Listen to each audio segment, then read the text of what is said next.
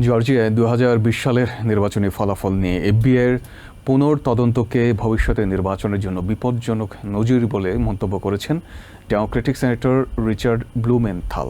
তিনি অভিযোগ করেন, প্রেসিডেন্ট ট্রাম্পের প্রমাণহীন নির্বাচনী জালিয়াতির দাবির পেছনে রাষ্ট্রীয় সম্পদ ব্যয় করা হচ্ছে।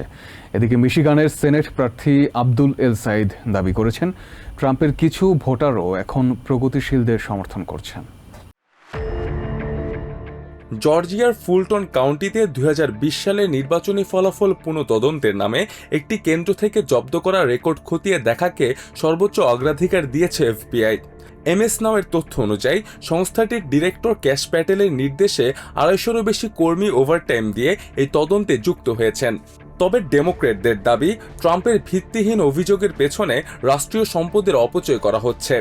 শুক্রবার এমএস নাওকে দেয়া সাক্ষাৎকারে হোমল্যান্ড সিকিউরিটি কমিটির সদস্য ডেমোক্রেটিক সেনেটর রিচার্ড ব্লুমেনথাল এই উদ্যোগকে ভবিষ্যতের নির্বাচনগুলোতে জালিয়াতির আগাম সূচনা বলে সতর্ক করেন।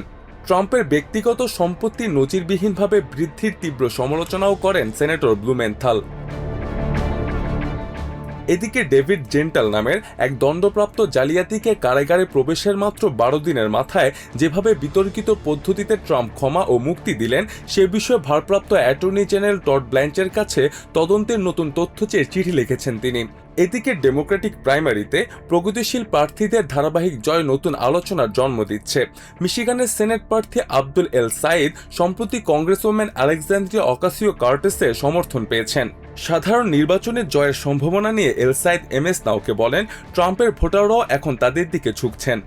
এল সাইদ জানান, শতাধিক শহরের 450 জনসভায় সাধারণ মানুষের চরম অর্থনৈতিক হতাশা তিনি খুব কাছ থেকে দেখেছেন। কৃত্রিম বুদ্ধিমত্তা খাতের জন্য এআই আন্ডার ডেমোক্রেসি নামের এক অভিনব পরিকল্পনার কথাও জানান এল সাইদ।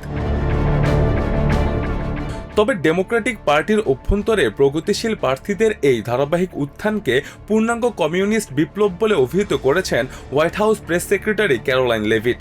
লেভিট এই তথাকথিত কমিউনিস্ট বিপ্লব ঠেকানোর একমাত্র উপায় হিসেবে ডেমোক্র্যাটদের বিরুদ্ধে ভোট দেয়াকে উৎসাহিত করে বলেন, রিপাবলিকান পার্টি একমাত্র বিকল্প। Mustafa Ashikin Abir, TVN 24 news desk.